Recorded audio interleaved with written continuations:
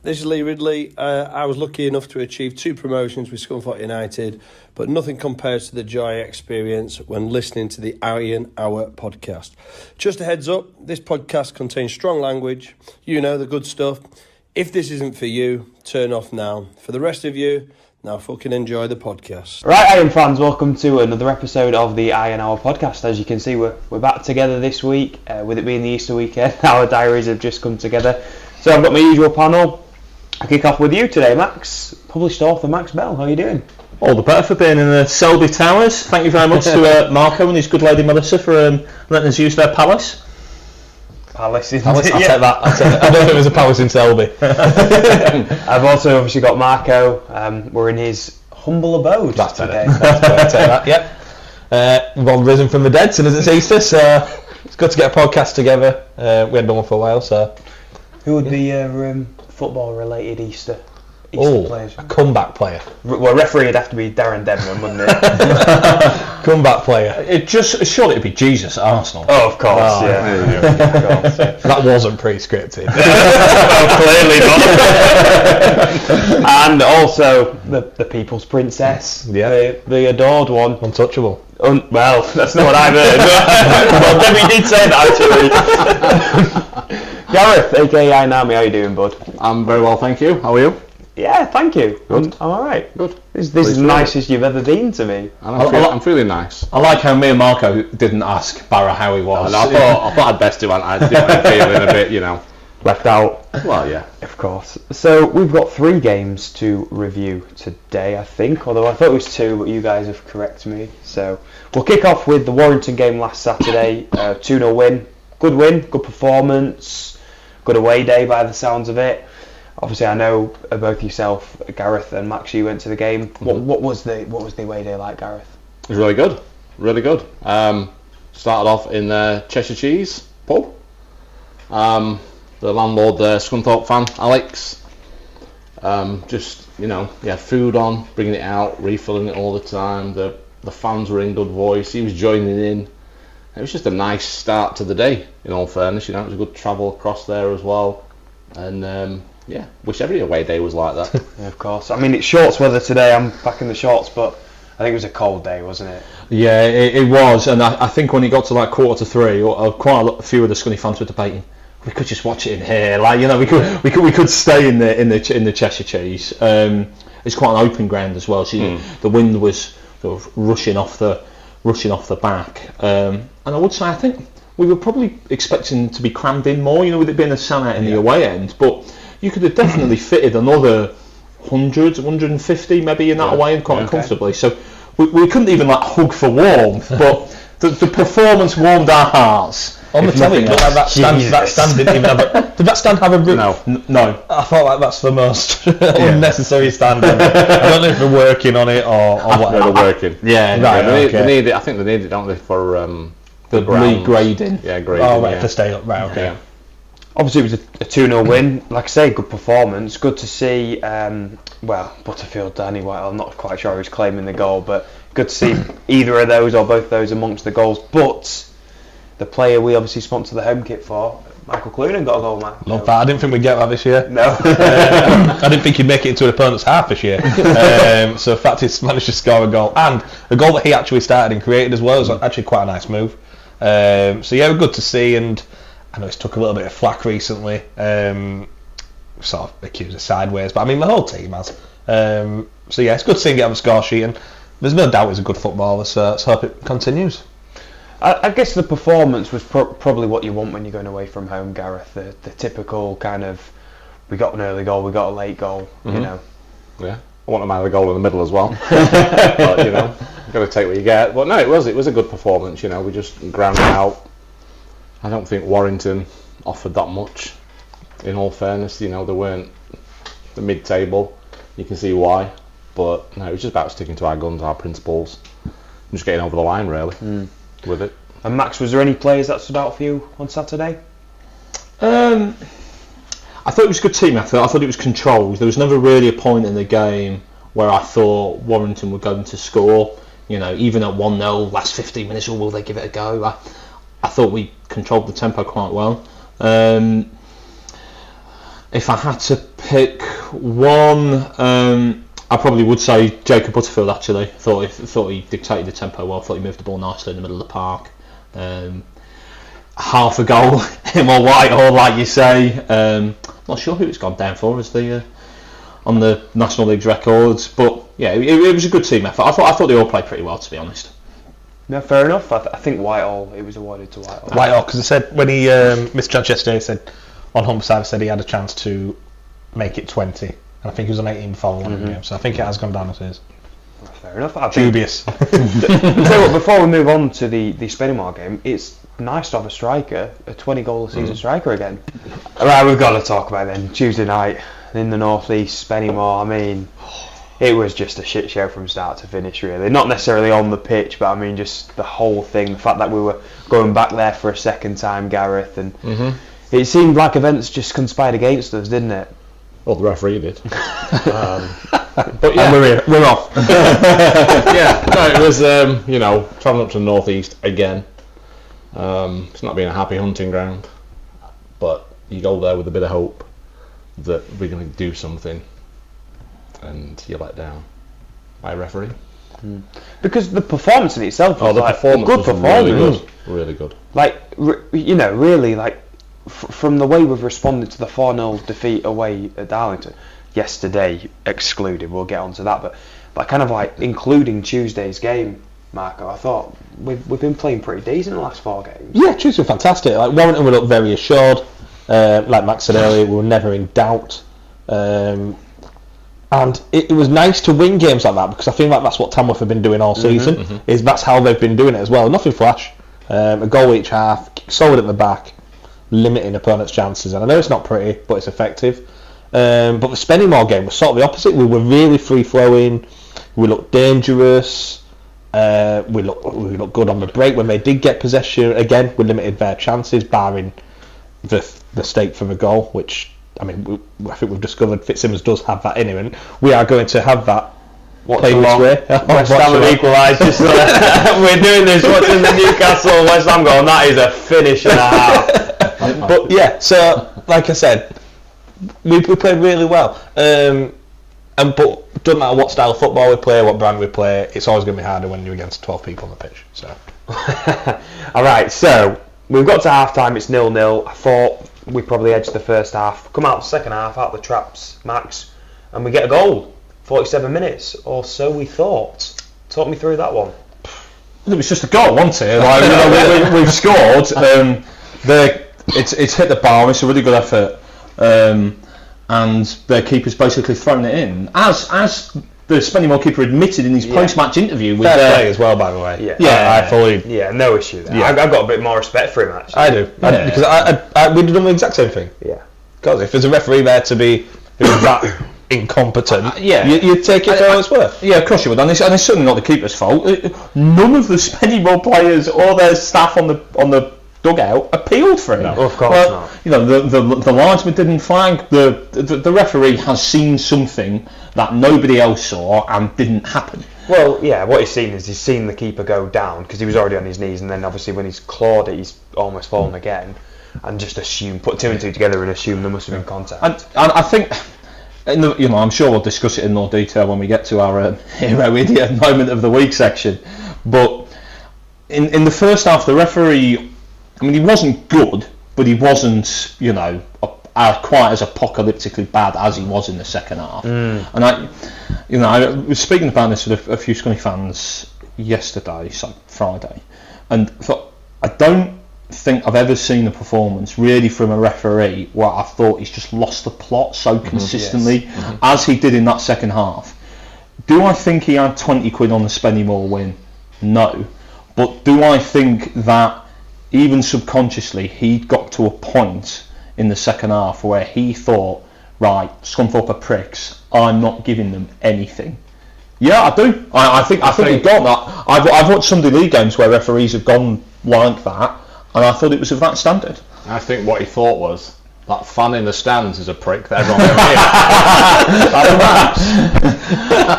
It was a team effort.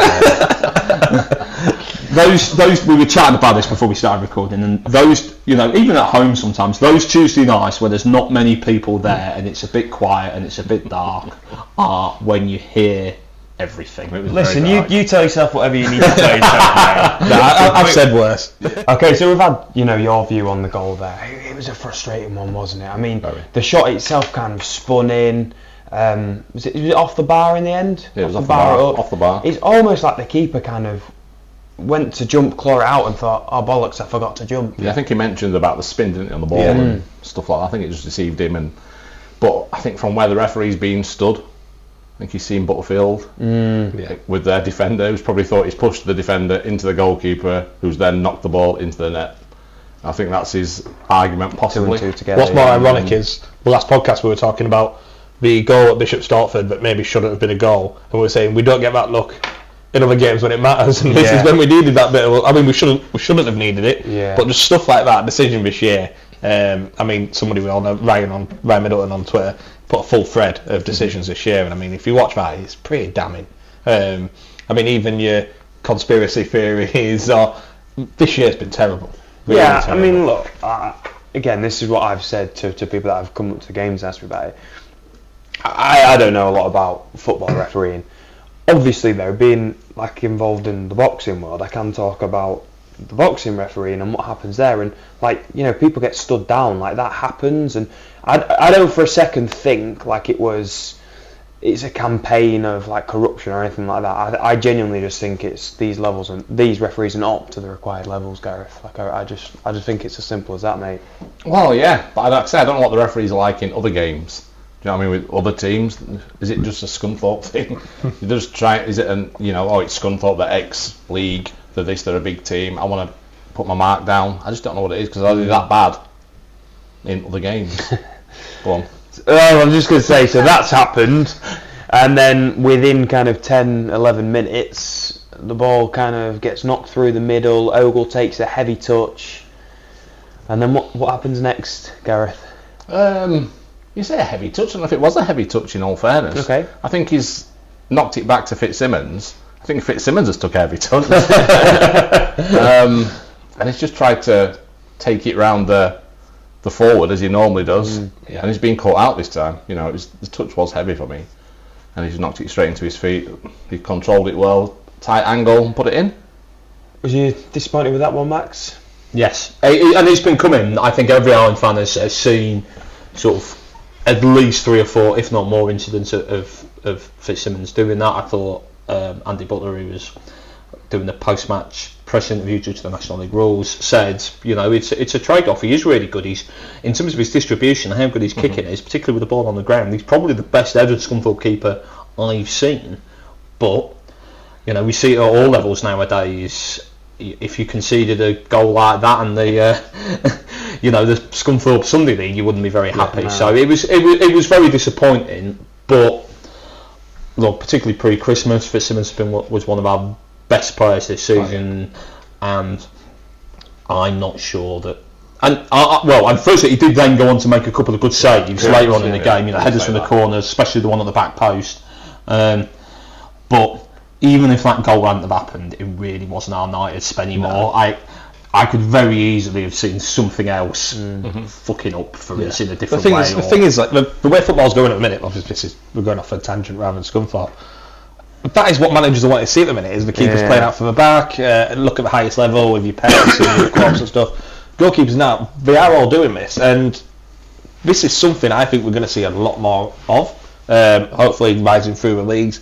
Teams are playing out from the back and it leaves chances. All it takes is a press, one false pass, and especially at the level we're at now, is this the right time to be doing stuff like that? For me, it's not. And that's not me going in at Fitzsimmons, like Max said previously. It's been a shout for a player of the season, and I still think he's probably too good for his level. But there is a time, and I don't know if it's just me being old-fashioned, it has to go. It has to go. It just needs to be up that field, especially in this league.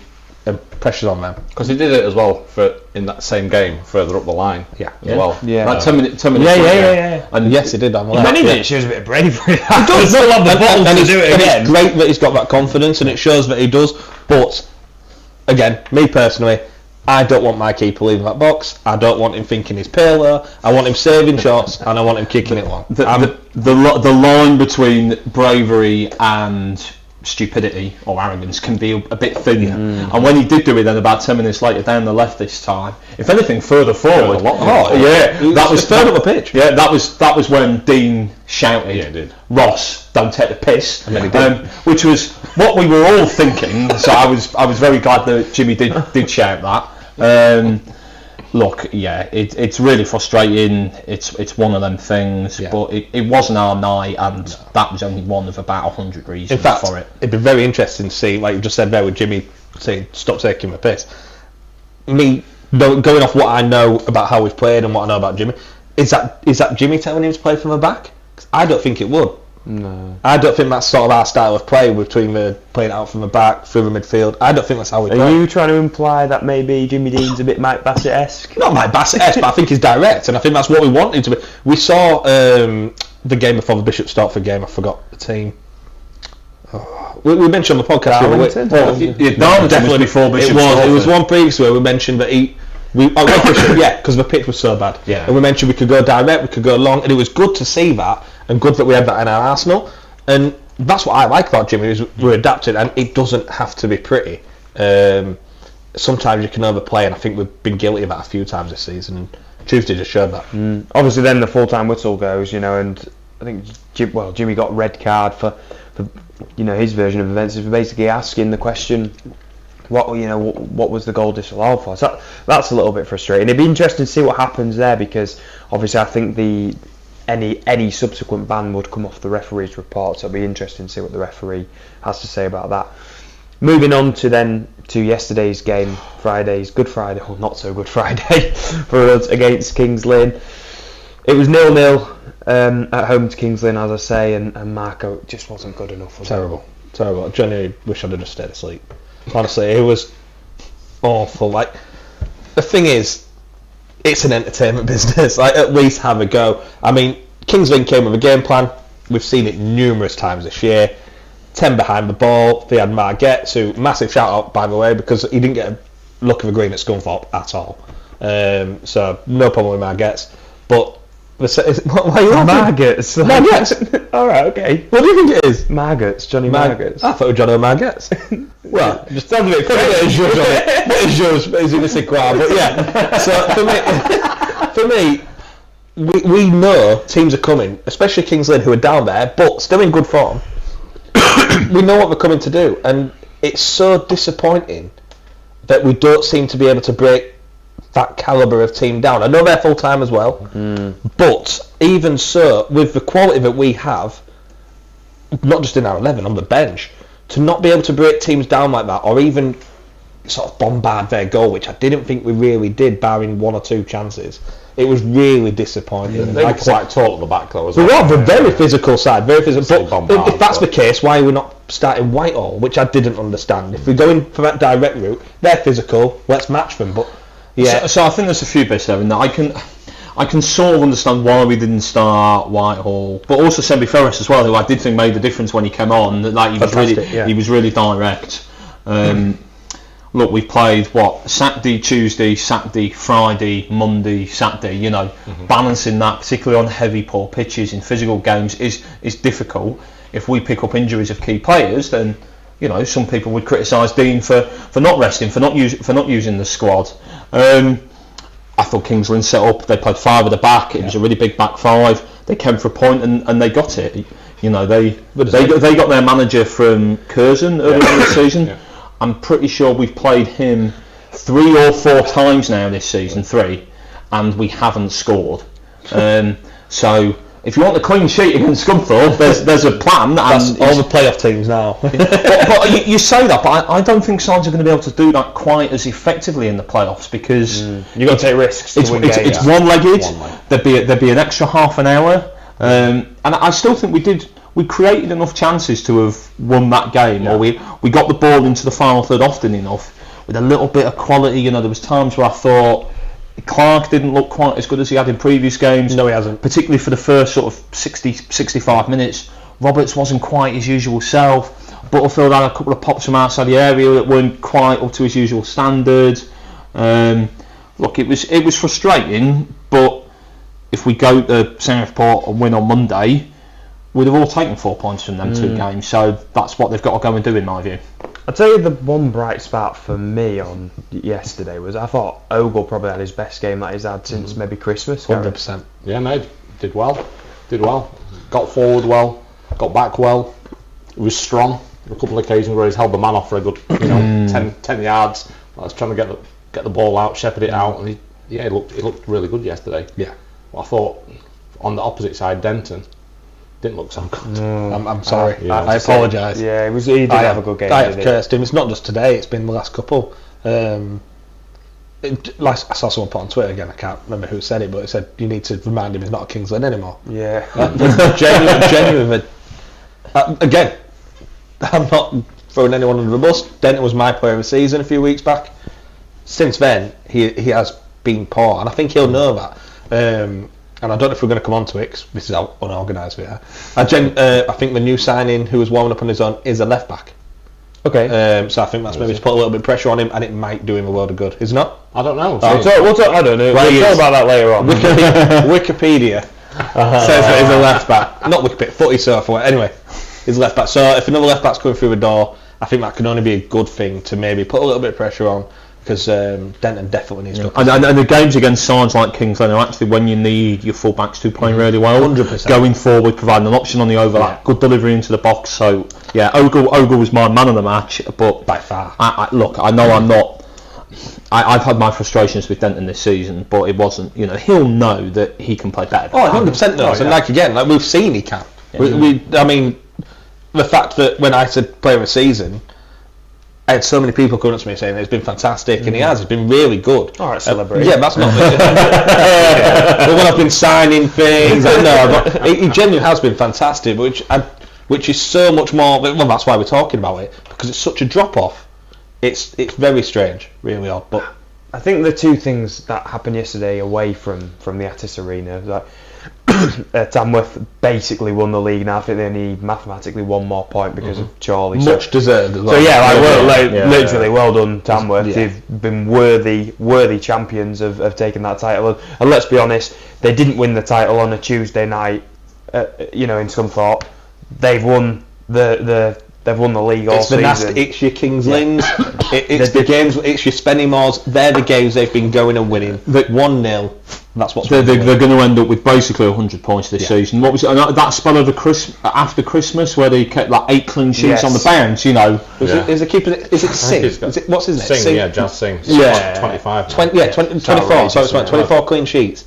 Unbelievable. But the only time I've ever really seen Scunthorpe do that would be 06-07 when we won League One, and I really do. Wins away from home and clean sheets win you the title in any division. And a massive shout out to that Dalman. Is it Dalman? The big guy at the back. Liam Dalman. Wants me to put my kit back on. It's inspired me. And in fairness, they have probably got the longest throw apart from Rory Delap I've ever seen in my eyes. That's what we need at this. If that's your main threat at this level, you go with it. I don't think it's their main threat, but the thing about them is they have so many different attributes. And again, the much deserved champion. Can we move on? Because I'm just getting sad. Well, the other thing to say is obviously with us dropping points and Chorley having won, it now means that us finishing second isn't necessarily in our hands. Alright, it's very unlikely Chorley would win 5 games. But it's also unlikely I think Gareth will win 4, so Very unlikely. It's now chances. Yeah, it's gone from us winning the league to right, we've got to secure second, to now we need Chorley to slip up basically now to get that second spot. Yeah, we do. But I think Brackley aren't far behind either. I know. I mean, and it's like not just Chorley we've got to worry about, but first and foremost we need to worry about ourselves. If we can just we're creating chances, which is a good thing, we just cannot put them in the net. Yeah. Crossbar the post. It's like yesterday. Crossbar. It's like we've got magnets. I would say. Brackley dropped points yesterday as well. Yeah. And away at Gloucester, which I imagine they'll be very disappointed with. Look, if we win our last 4 games, we'll finish second. I know Chorley won yesterday, but it was in quite controversial circumstances against Darlington, and they dropped points the week prior. So I had that down as a game where we could maybe slip up with Darlington being on such good form. and I think I suspect we'll discuss this later, but had certain decisions gone other ways, I think Darlington fans were very, very insistent that they'd have got something out of that game. Okay.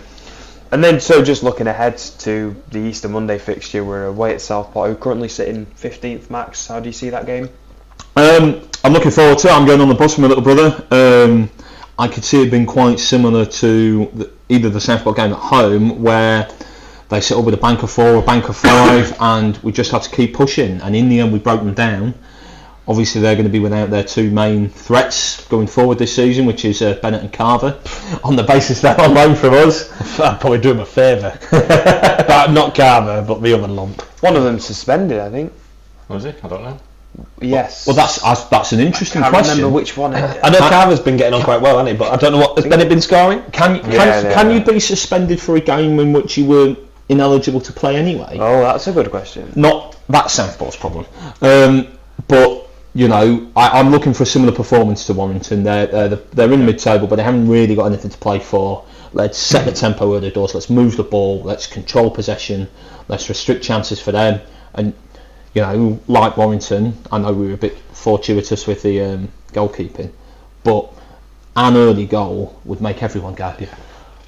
Yeah.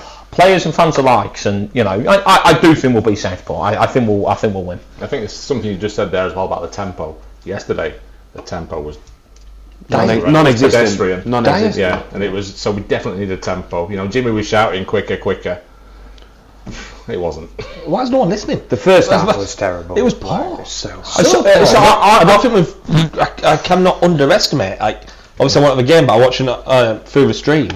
It was so terrible. I to be honest, I thought Kingsland did do a good job. I thought they defended well.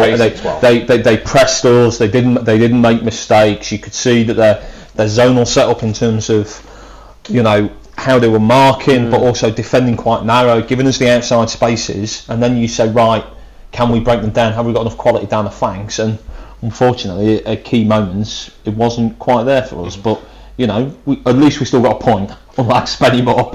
Don't know, man. Just being stood on that Donny Road in the first half was just grim, mate.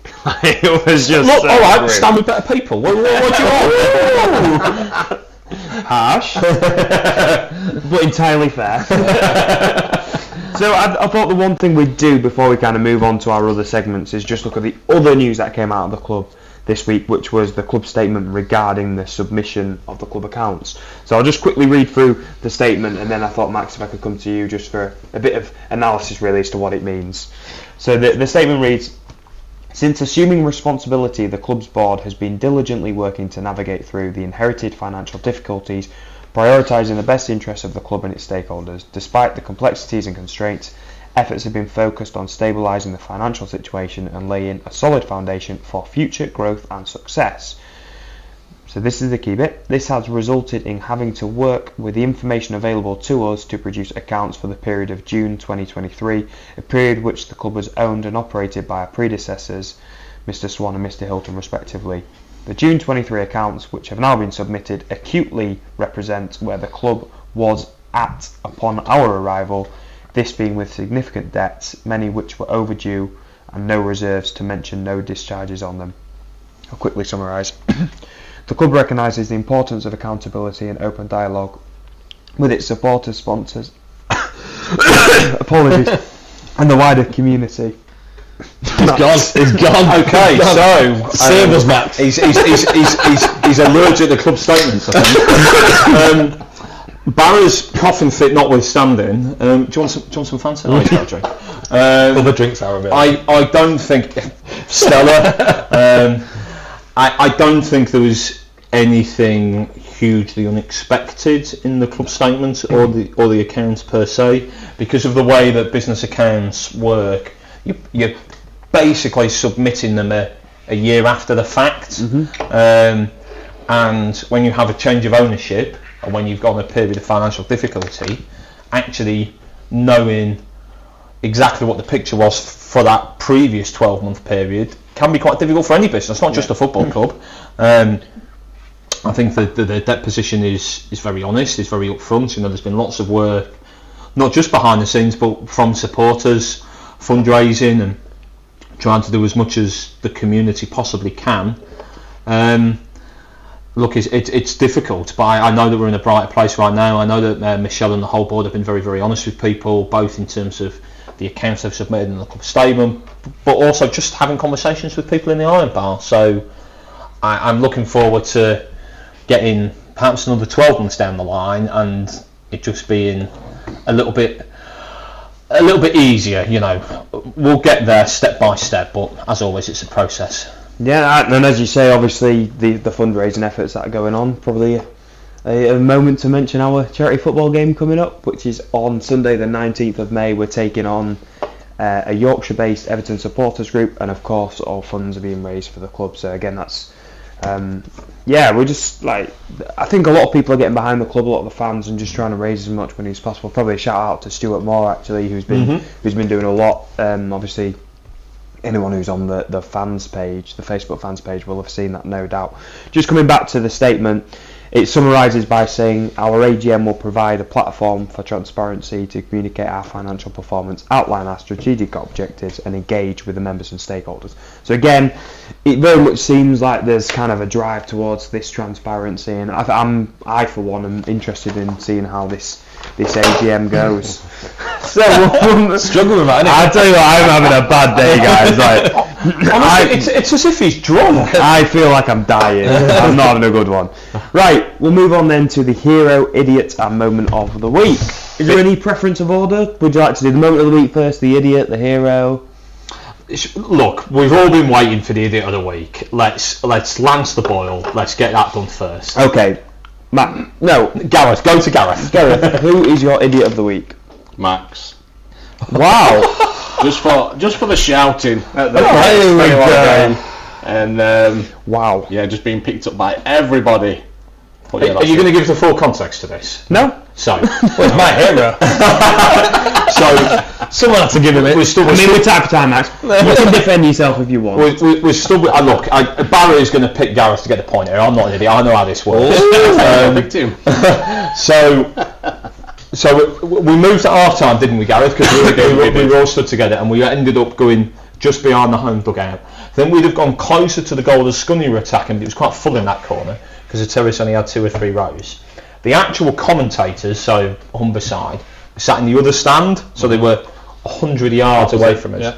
But we didn't realise until all our phones blew up that the cameras for the National League stream were in this kind of wooden hut that was about that was about 3 yards away from us. Yeah. And I think those Tuesday nights when there's not many people there are when you hear everything, and I gather they heard everything. Okay, that's your defence. We've taken it on board and it's been disregarded. Marco, who was your idiot of the week? My idiot of the week was, well, let's be honest, there's going to be a pattern here. It's all going to involve Tuesday night. It'd be very easy for me to say the ref, and I should have won, and everyone would agree that I'd win. But what amazed me was the sort of, I don't know the right word, sort of the ganging up against Scunthorpe for criticising somebody not being able to do their job. And the fact that Scunthorpe not being able to have an opinion, again, I'm not saying we get the pitchforks out and we're putting this address on, but for us to not have don't look at me. Look, you dirty little doxer. So his email, 100%. It should be somebody put his phone number and his email on Twitter. That's all I'm saying, and it wasn't me. And that's what you get. But for us not to be able to voice our opinion, everyone's saying we're getting too ahead of ourselves. There's decisions like that. As Max said earlier, I don't remember a game where I've seen somebody so incompetent and not able to do a job. It's like when Jimmy said after, saying he literally went to ask the question. I 100% believe that, just from seeing how he dealt with the players, questioning his decision, asking a question, going up to a referee. You have to be approachable. You have to. The thing is, they've got this curtain now that they can hide behind, and they feel like it's just. If they've got something like card. That's the thing with me. You can almost take the incompetence if somebody's got good game management skills, but the mix of incompetence and arrogance, and then doubling down on it, and then Who knew referee Twitter's a thing? Oh, that'll be a new film. But yeah, that's the next thing. And then you have something that they disagree with. Blocked. You're a troll. You're blocked. Yeah. You're a troll. You want to. I'm so done with it. If we want to have an opinion, we will. And it's the exact same. If that happened to Spennymoor, I would fully expect them to have the same reaction. It's not us being too big time for the league.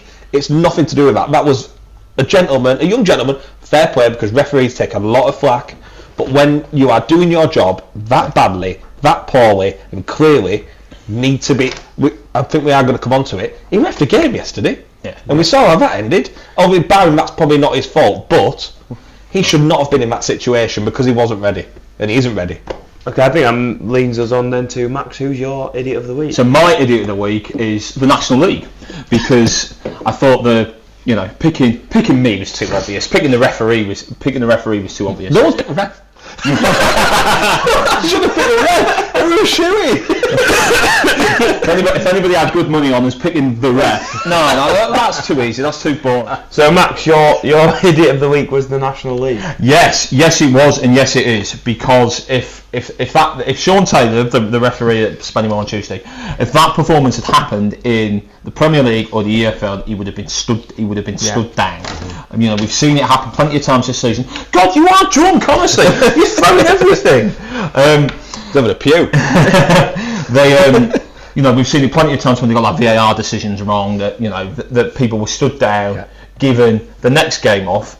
Actually, up to a point, I think it's sometimes in the referee's interest to be stood down, taken out of the firing line, make sure you're not getting flack. Because he then had what was a very big game, which was Chorley versus Darlington. Massive implications at both ends of the table on Monday.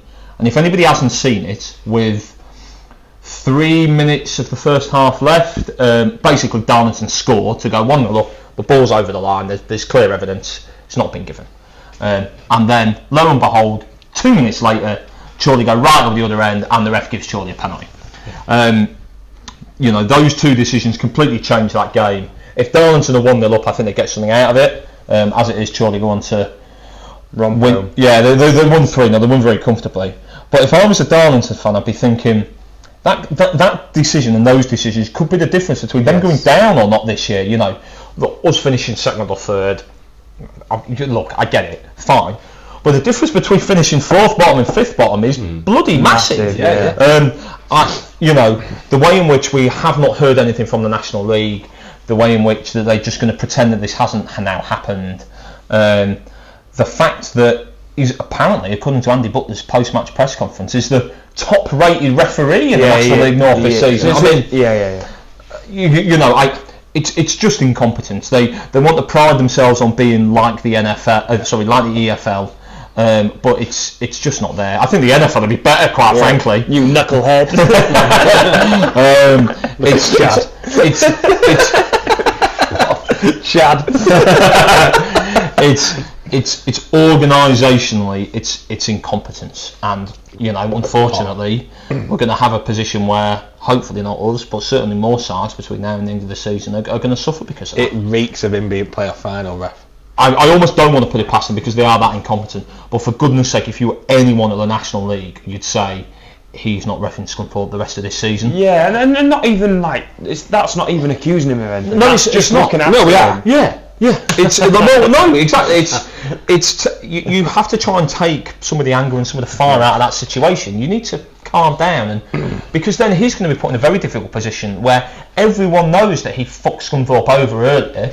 So then, if there is a genuinely controversial 50-50 decision, he's damned if he does and he's damned if he doesn't. Exactly. Yeah, it's not a good look if he did do us again. Right, I'm going to give the point to Marco. Right, Gareth, what was your moment of the week? Just 1-0 Marco. Moment of the week was the referee. It was a bad moment. We're still going. We've been picking for our idiots. That's my moment of the week. The disallowed goal, just incompetence, and also as well, not just the referee, but the linesman in the first half. It was awful. That we were stood behind, who complained to the stewards because we were shouting at him. And, they're being really mean, they are. Basically, that's what it was. That's what it was. And the steward stood in front of us. So yeah, it's my moment, just the officiating. That's fine. Nice and short and sweet. I like that. Max, can you also be short and sweet? No. Your moment of the week? Long and bitter. So, my moment of the week was a slightly happier one. Was pre-match in the Cheshire Cheese pub in Warrington. Andy, the landlord, getting all the Scunthorpe fans going.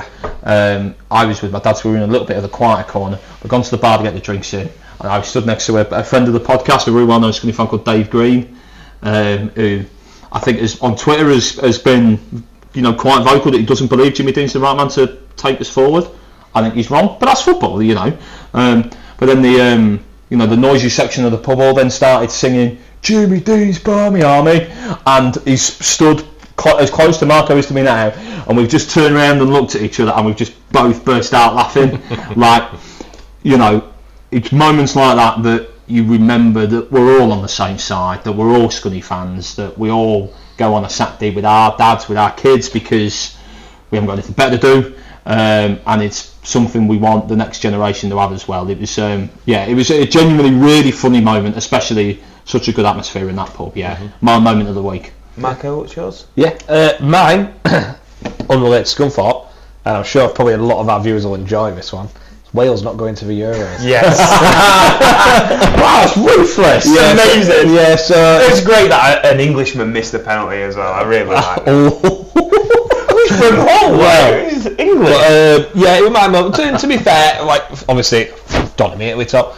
I'm not too fussed about the home nations and what they do, but it would have been nice for Wales to go. I don't have that sort of England Wales. Hey, I don't have that though. So it would have been nice to see Wales go. To be honest, from an English fan's perspective, I'd be interested to know what these two think. But there's never really been a big England versus Wales hate. Scotland. I think there's a Wales versus England hate. I think in terms of the home nations, England's big rivals really would be Scotland. They're the ones I enjoyed losing. I'd have probably agreed with you up until that video emerged. Was it Euro 2016? Yes. Oh yeah. With all the Welsh players celebrating when Iceland beat us in the hotel. Nah, you're alright, mate. If you want to be hated, we can hate you. But much story about that. Yeah, that's my moment. I mean, it's never nice. I mean, I know, like you said, it was nice. It was nice.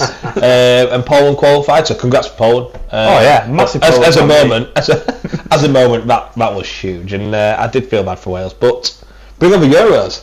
Yes, we're all there. Yeah, we'll do a pod. Even Italy. Probably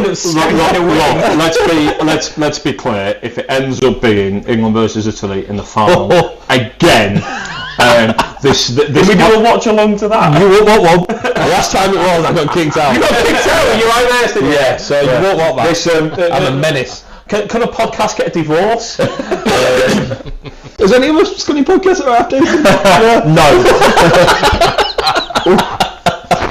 I'm going to give the points to Gareth for that, just because it's the only time we've talked about the referee. So it brings us on to our hero of the week. Before I ask you guys for your hero of the week, if I can give an honourable mention, because I don't get a vote. You get my point.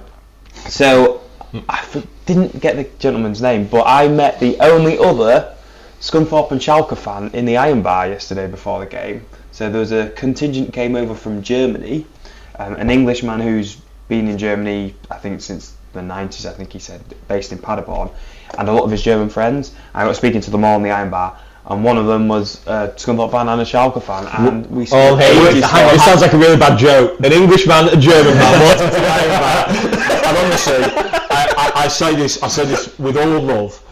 Barrow will have walked into the Iron Bar, seen a load of Germans, and got a semi. Yes. I think you underestimated it. Did you get to try out your GCSE German? Correct. Did you My A-level German? Yeah. Sorry. Did you do Miss Baines proud? Oh. Jesus. Yes. Yeah.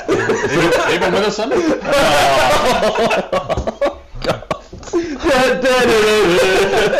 I've spoken about. I think sometimes Miss Baines gives him a semi. There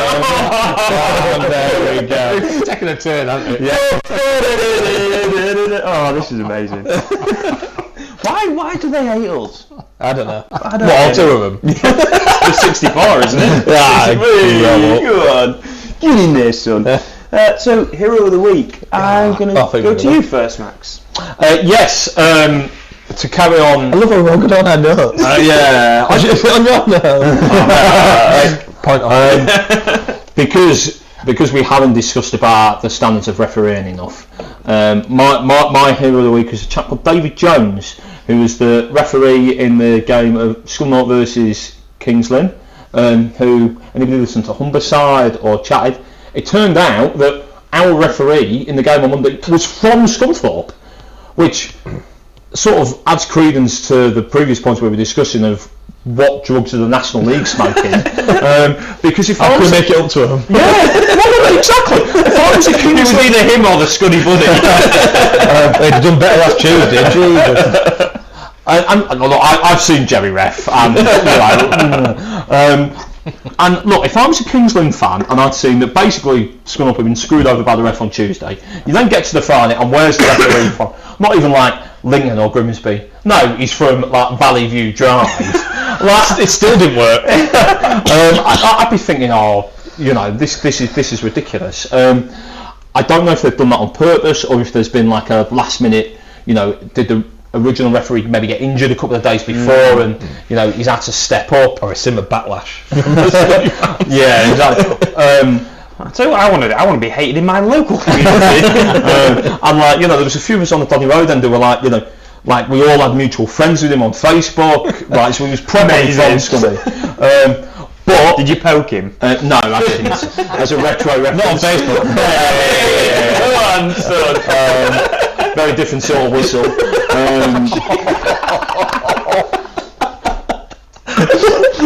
But genuinely, I thought he had a good game. I thought he got all the major decisions right. I thought there was Lanksign on Twitter made a very good point afterwards. Said that actually he didn't really notice him refereeing, which is what you want referees. You don't want to notice them. It was very uneventful. Yeah, The game was. There weren't any big decisions. The only sort of half one I know when there was that foul in the second hour for a few. The Donny Road end was shouting red for the Kings Lynn defender, but it wasn't a red card. It was a yellow. He gave the right decision. Yeah, but you got to try it. Oh yeah, especially after Tuesday. Yeah, I'd be absolutely going for it. But yeah, when he'll have been under even subconscious pressure, thinking, oh God, am I going to accidentally, in favour of literally where I live, he's a member of the Scunthorpe Referees Association, so Sponsoring the game. yeah, exactly, absolutely cracking. weird, It's just wasn't it? Perfect storm. For an absolute nightmare. I thought we were doing punks. Expecting Jeremy Beadle to rock. like when they're going, it's got to half-2, we haven't got a ref. You've sponsored the game. Are you around? No, I thought he had a good game under pretty difficult circumstances. So yeah, he's to show that we're not totally anti-referees, we're just anti-shit referees. David Jones is my hero of the week. Okay, Marco, who's your hero of the week? Right, I quite like Max's, but if I don't win, you're just biased. Right, again, not Scunthorpe. Mine is Rory Watson. Okay. Now, he is. So, I've obviously. Rory Watson's local. From York. I'm good friends with one of his best friend. Friend. Yeah, he came into the York team for the last 3 games. He was third choice keeper at one moment, and he's had a really tough time of it. So yeah, to come into the last 3 games, won all 3. He's kept 2 clean sheets, and yesterday beat Chesterfield. I know it's easy as soon as the left Scunthorpe to not give a crap, same as Margate, but it's so nice to see, because I was on the sort of other side. I know his kicking wasn't great. Roy Watson wasn't a bad keeper. And that's what I was just going to say as well, because York looked in really big trouble until sort of their 3 games. Literally, ago. they've won 3 in a row, and they've taken the 5 points clear now, and also it's huge, and a lot of that lies on him. And the thing is, no matter what you view of him as a footballer, he was a great guy. And as well, Watson's originally from York, isn't he? He's from club, so it's quite fitting. He's from Bishopthorpe, I think. And it's just good. It's good to see him doing well. And I've got no bad feelings towards Watson. We know you haven't. I have him because the rumours are that. But not all. I would say as well is that Watson copped a lot of flack when we were really poor. But honestly, if you're a crap side and you're winning 4 games a season. Chances are it's probably not the goalkeeper's fault. No. Well, look at Foster. Foster managed to get a move from it to Hull, and he's doing really well. I think he's just been loaned out actually to a team in the league below us.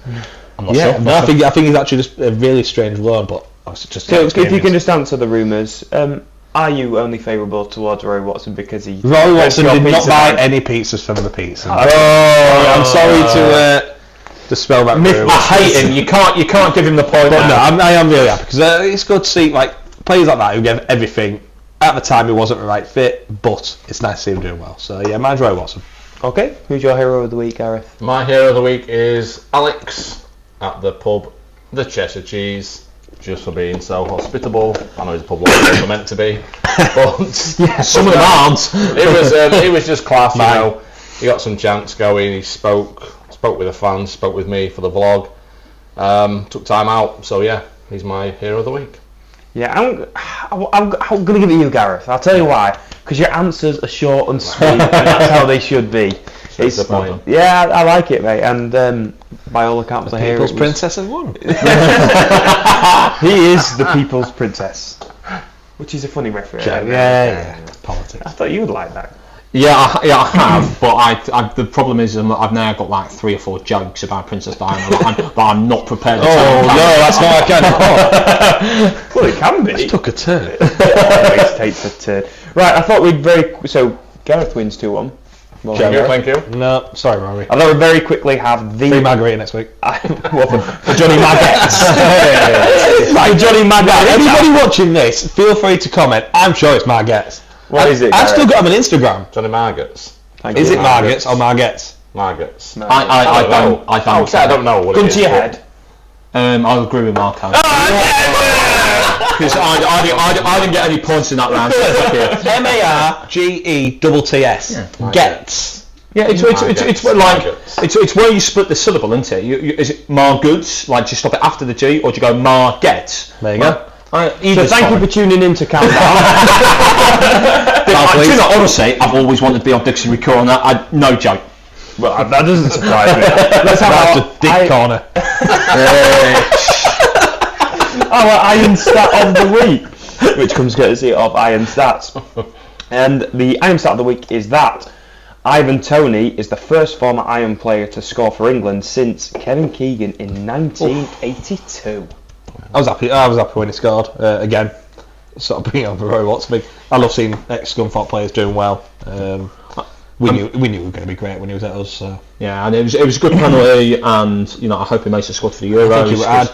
I think it'd be really good for us to be able to see him there. And clearly, he's had a tough time of things recently. He's had quite a tough 12 months with the ban and the gambling addiction, but it seems like Brentford have really supported him. And it wouldn't surprise me if a really big club comes in for him in the summer. If we just go to the questions from the fans then, Gareth, I'll start with you. So Anna asks, at this stage, why aren't we taking more risks when we get near the goal and just going for it? Isn't it better if we take a shot and miss rather than this endless side-to-side passing? Yeah, it is. No, we've got to take the shot. Yesterday there was a shot from, I don't know who it was actually, Butterfield possibly. It took a deflection, went out for a corner. Yeah. It could have gone anywhere. So, like she says, we do pass it side to side. If we get the shots away, if we get a chance, who knows, it's either top corner or top row.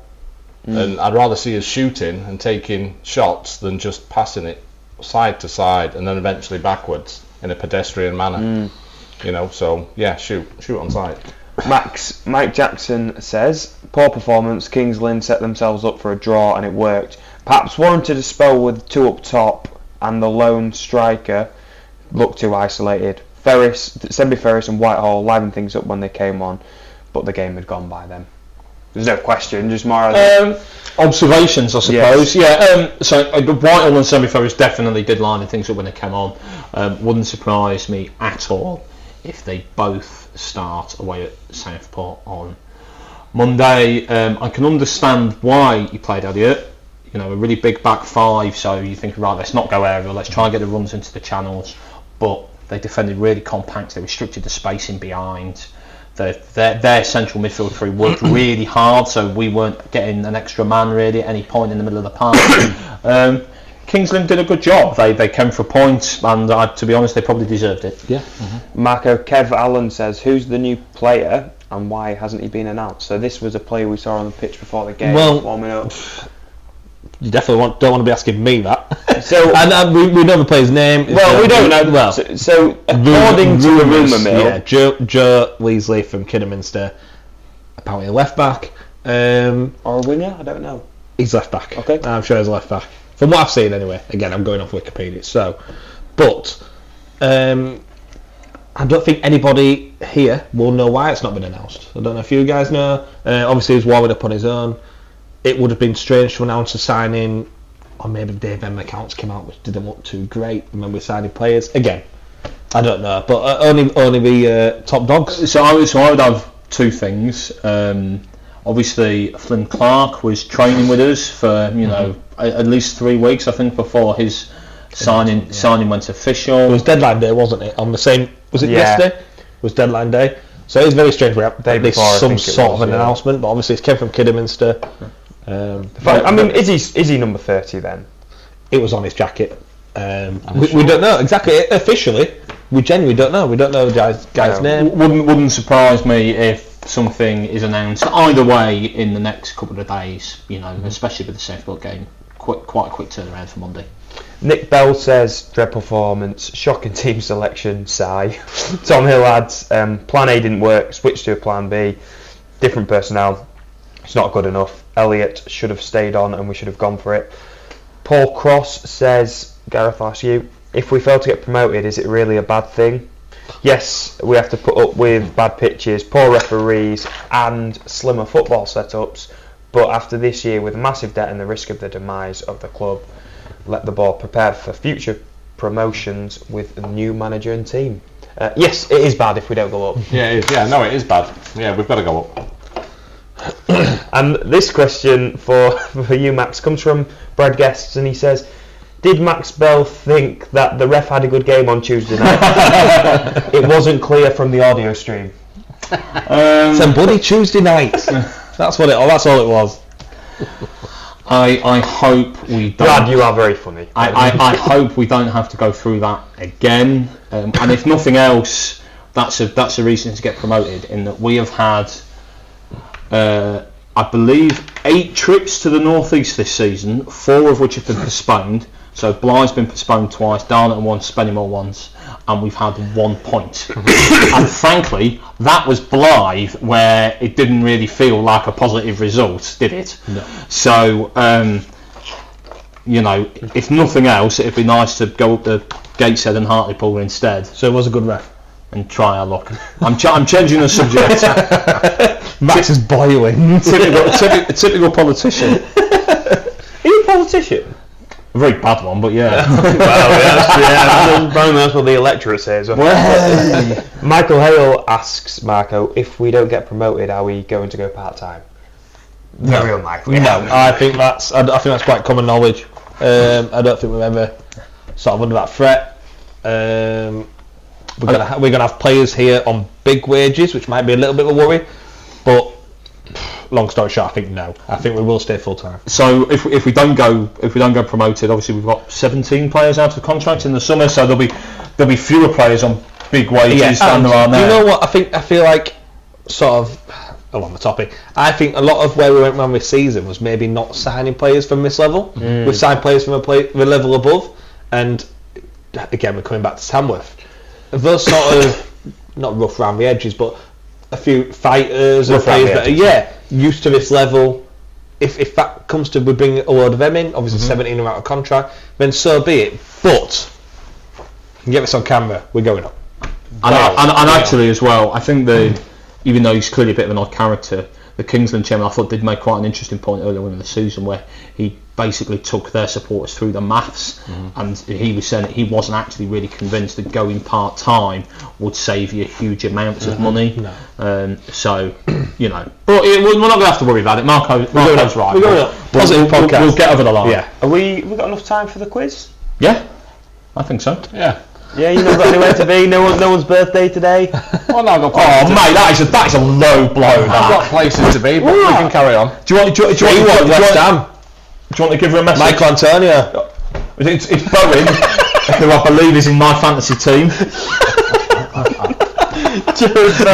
Marco, what was your pre-match score prediction for this game? You did say 3-0 Newcastle. I put Isaac in my fantasy team, and he's got Gareth, do you want to give a birthday message on the podcast? Oh, she listened every week. No, Kendall got a birthday message yesterday. No. So anyway, Kendall, happy birthday for next year. Oh, actually, Gareth does do birthday messages. He once sent my mum a happy birthday message. With nothing on. Honestly. In his birthday suit. It started off with happy birthday and ended up with asking if she wanted to join him in a video. So, our topic of the quiz is the 14-15 season. Okay, excellent. So I'm going to kick off with you, Michael. And honestly, I think because you have a reputation for Struggling at the quiz. getting people's names wrong, not knowing things. That's rich coming from you after this afternoon. I'm sorry, I just on a new carpet for the drinking stuff. I'm going to give you the easiest question I can. I'm not that. What is Scunthorpe United's nickname? No, I'm joking. Very good. Mike Antonio. Right. The Iron kicked off the 14-15 season with a 3-1 away defeat to who? Yeah, it's not for you, as I say. 14-15. I mean, this is This was a bad day.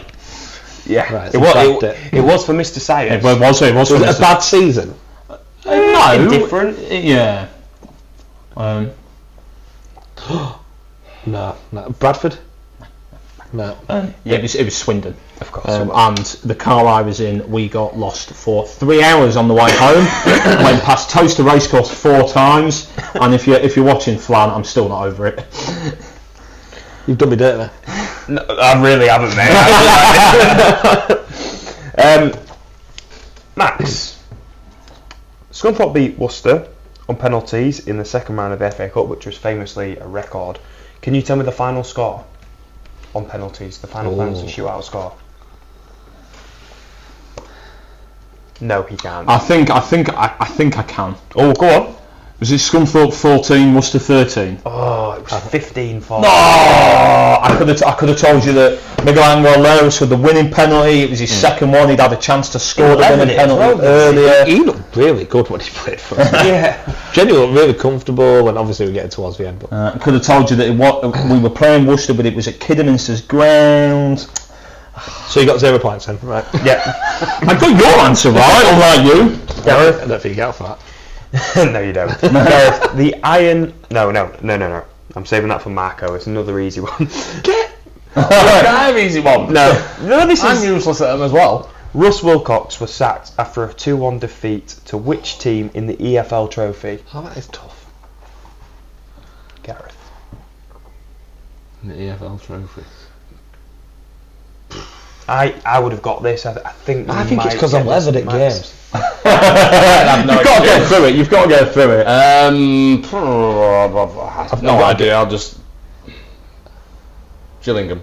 No, it was... I'm not actually sure, to be honest. I can't really remember this, but I'll have a guess and go for Donny.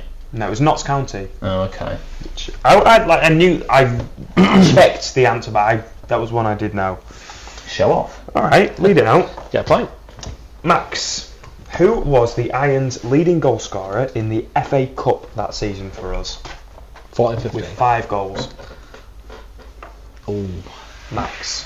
It was an interesting FA Cup season. They get to the third round replay and get knocked out by Chesterfield in extra time. Sam Cloonan scored twice for them, I seem to remember. Okay, how many points have you acquired so far? Look, alright, I'm prevaricating. Is that what Gary Roberts dive? He dived and won like a penalty to get... Anyway, give me a points. Gary Roberts? Yeah, it would have been. See, 14-15, look, it should be theoretical Madden, but I wonder if that's too obvious and you're trying to be clever. So No, it's definitely not being clever. I did it like 10 minutes before. So I will go for someone slightly more left field. I will go for McSheffrey. Is the correct answer. Left midfield. Yeah. Hey! Do you know, generally I hadn't even thought of that. Is the correct answer. Great answer. Great age. Great age. Fantastic. So, Marco, Kevin Van Veen. If you get this right, it's a tie. There's got to be a tiebreaker. No, you've still got a question to go. Yeah, but there still have to be a tiebreaker. Kevin Van Veen. Oh shit, I'm prepared out. Kevin Van Veen. First I get iron this wrong goal. on purpose. Kevin Van Veen's first I was iron there. goal came against who in a 3-1 win? Oh, was that? Do you know this? Yeah. Oh, you dick. Love you too. This as well. What? I think I know it as well. There, man. You'll be all looking at the answers. I don't remember the Well, that one game. night, wasn't I? These are easy. Like I'm giving you as I'm trying to be kind. Oh, right, I don't spot Scunny then. Eat with the little dink. It was the little dink. It was a big dink. Yeah. Go on. I don't know. Is there any clues? Is there any? No, you can't give them clues. They play football. Oh, right, okay. So it's not Scunny. I am going to go Swindon. But Yeah. Amazing. So Gareth, you can take this to a 3-way tie. The Iron beat. Where did you bag that from? Yeah, that was from my answer sheet. oh yeah, 'cause I took that long just to make it dramatic. It's like Who Wants to Be Millionaire? There's something in the background. The only results I remember against because I didn't remember that one you said. I didn't remember the 3-1 away, but I remember us absolutely hammering them at home 6-0. Yeah. And I remember that one. Yep. There we go. Alright. Gareth, the Iron beat who 2-1 in a rain-affected game to survive on the penultimate game of the season. Oh, I know that. I know. Penultimate game of the season. I'm just confirming my answer here. Rain affected. We're home. No, I don't think it's then. I thought that was earlier in the season. I could be wrong though. We're at home. Okay. Oh, is this when the chef came on with a brush? Yeah, Yeah, and they played Why Does It Always Rain on Me on the tannoy. I think it's then. Oh, right, okay. We've got different answers. Wasn't that Gillingham? Gillingham. Is that your final answer? That's my final answer. Correct. Oh, we were both wrong. Right, and I thought it was Coventry. There were a lot of rain-affected games that season. But only one was the penultimate game of the Yeah, season. no, he's right.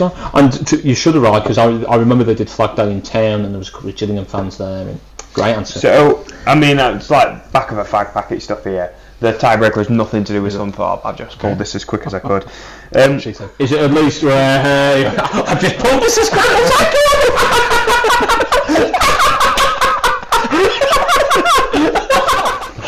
Oh my goodness! Scrap. Anyway, so tiebreaker again. This is crazy. How many seconds did it take me to pull it out? Do you know that one podcast we did without you, Barrett? It wasn't that professional. Yeah, Professional. We kept it Literal iron hour stupidity. That's what this is. The 2022-23 season, National League season, famously ended with Wrexham having won. How many points did they finish the season with?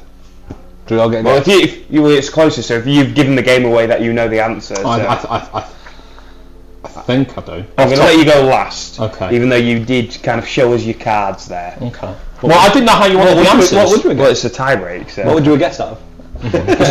I'm going to say 94. Okay. I'm going to say 98. Okay. Right. Well, it's definitely more than that. Do you want my honest answer, or do you want me to ensure that I win the point? I want the honest answer because I have the power to make sure you don't take the point. Okay. I can disqualify you. Because if I was being a bastard, You'd say 99. I'd say 99. Yeah. I think it's 105.